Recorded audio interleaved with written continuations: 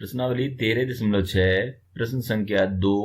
लकड़ी के एक बेलनाकार पाइप का आंतरिक व्यास 24 सेंटीमीटर है और बाहरी व्यास 28 सेंटीमीटर है। हम देख रहे हैं हमारे पास चित्र है। पहले चित्र में देखें, यहाँ पे ये लकड़ी का एक पाइप है। पाइप मतलब अंदर से खोखला, जैसे पानी का पाइप आपने देखा है। इसका आंतरिक व्यास दिया हुआ है और बाहरी व्यास भी दिया हुआ है। इस पाइप की लंबाई भी दी हुई है 35 सेंटीमीटर। इसका द्रव्यमान ज्ञात करना है, यानी कि इसको बनाने में कितनी लकड़ी प्रयुक्त हो रही है वो हमको ज्ञात करनी है। तो समझें जरा इसको।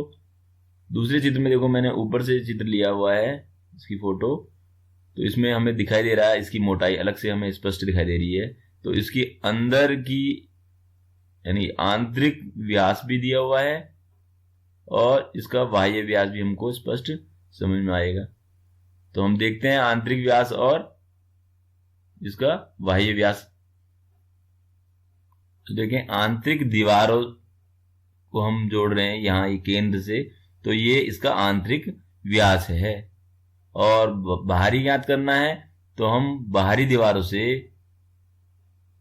इस तरह से बाहरी दीवार तक ले जाएंगे, तो ये बाहरी व्यास हुआ।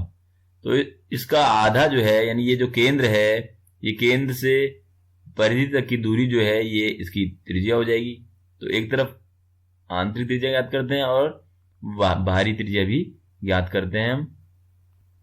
तो ये इसका केंद्र है, तो यहां से यहां तक ये इसकी आंतरिक त्रिज्या है।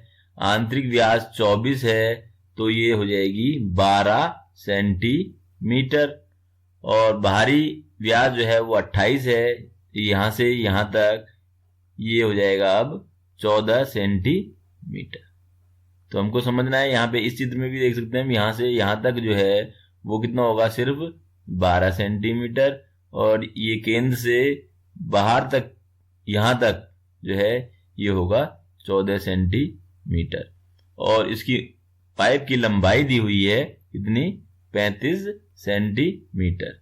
ये लंबाई यानी कि इसकी बेलन की ऊंचाई हम कह सकते हैं इसको, ये 35 दिया हुआ है। तो हमको ज्ञात करना है ये जो लकड़ी इसमें लगी है पाइप को बनाने में, उसको ज्ञात करना है। तो हम पहले उसका आयतन ज्ञात करेंगे। तो हम किस तरह से करेंगे, जब हम बाह्य त्रिज्या लेंगे तो हमको पूरा ये खोखला भाग समेत पूरे बेलन का आयतन प्राप्त होगा। फिर हमको आंतरिक त्रिज्या लेनी होगी 12 सेंटीमीटर। तो इस त्रिज्या को लेकर के जब हम आयतन ज्ञात करेंगे तो वो अंदर खोखले भाग का आयतन होगा। तो पूरे आयतन में से इस खोखले भाग के आयतन को माइनस करेंगे तो हमको लकड़ी का आयतन प्राप्त हो जाएगा। एक बार फिर से यहां पर हमको केंद्र से लेकर के बाहरी पृष्ठ तक की जो त्रिज्या है उसको लेना है। तो हमको पूरे लकड़ी समेत अंदर का जो भाग है उसका आयतन प्राप्त होगा। फिर हम केंद्र से आंतरिक पृष्ठ की दूरी यानी कि ये आंतरिक त्रिज्या लेंगे तो हमको आंतरिक खोखले भाग का आयतन प्राप्त होगा। कुल आयतन में से आंतरिक खोखले भाग के आयतन को माइनस करेंगे तो हमको लकड़ी का आयतन प्राप्त होगा। तो हल करते हैं, पहले त्रिज्याएं अलग अलग ज्ञात कर लेते हैं। तो आंतरिक त्रिज्या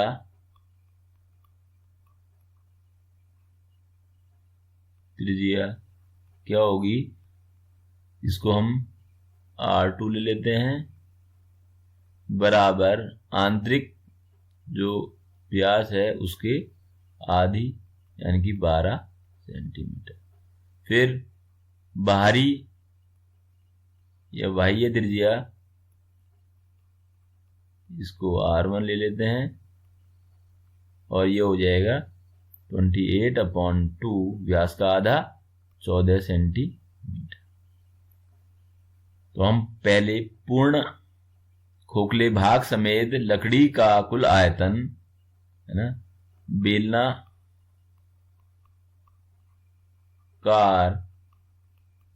पाइप का खोखले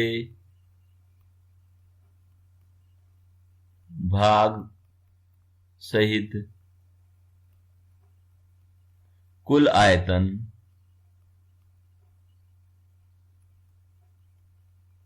अब आपको पता है बेलन के आयतन का सूत्र क्या है, पाई आर स्क्वायर एच। तो यहां पर हम पूरे का आयतन ज्ञात कर रहे हैं, तो बाहरी त्रिज्या लेंगे तो पाई R1 स्क्वायर एच।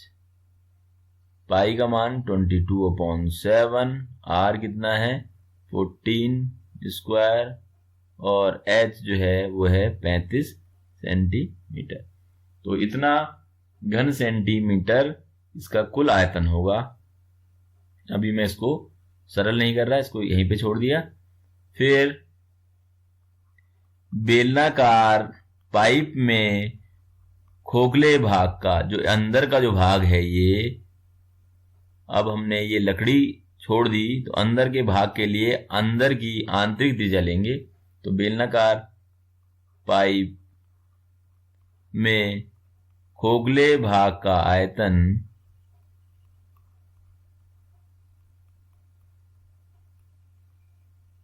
वो क्या होगा, आंतरिक त्रिज्या लेंगे। तो आयतन का सूत्र बेलन के पाई आर स्क्वायर एच होता है, लेकिन यहां पे आंतरिक त्रिज्या ली है तो इसको मैं R2 लिख दूंगा।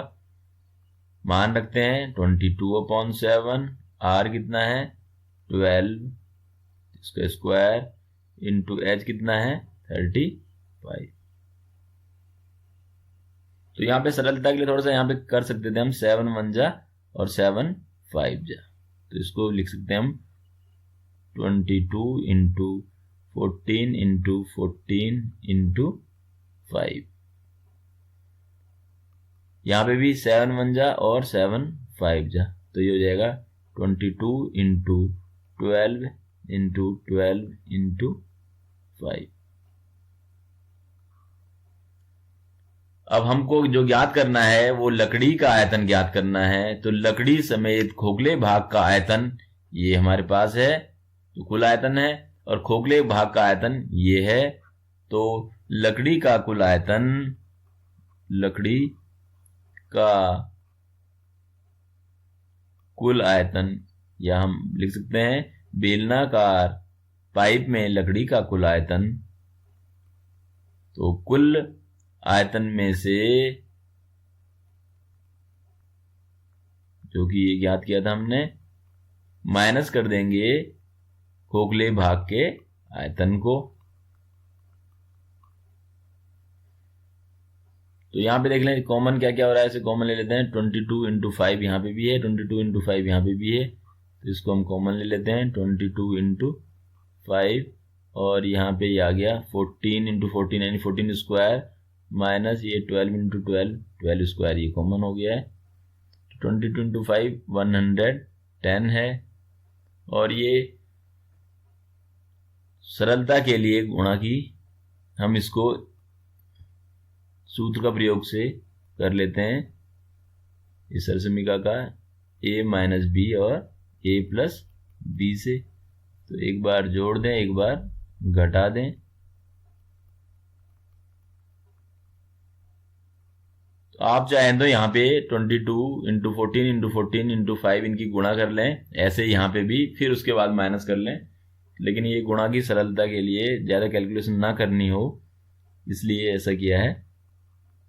14 में से 12 माइनस ये 2 हो गया, और यहाँ 14 प्लस 12 यानी कि 26 हो गया। इनकी गुणा कर देते हैं,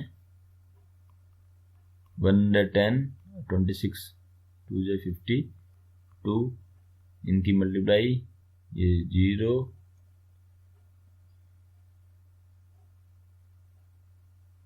इतना क्यूबिक सेंटीमीटर इस लकड़ी का कुल आयतन हमको प्राप्त हो गया, जो जिस लकड़ी से ये बेलनाकार पाइप बना है।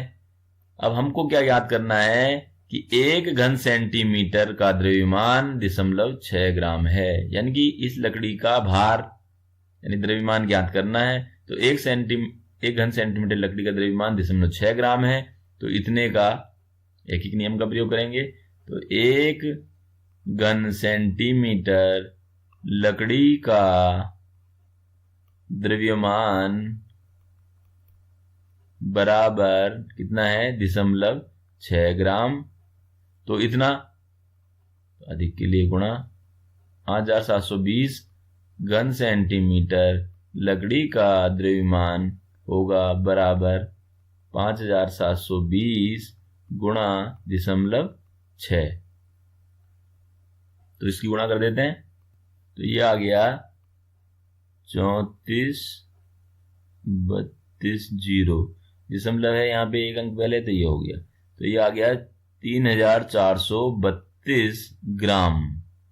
इसको हम किलोग्राम में बदलें तो 1000 से भाग कर सकते हैं, इतने किलोग्राम।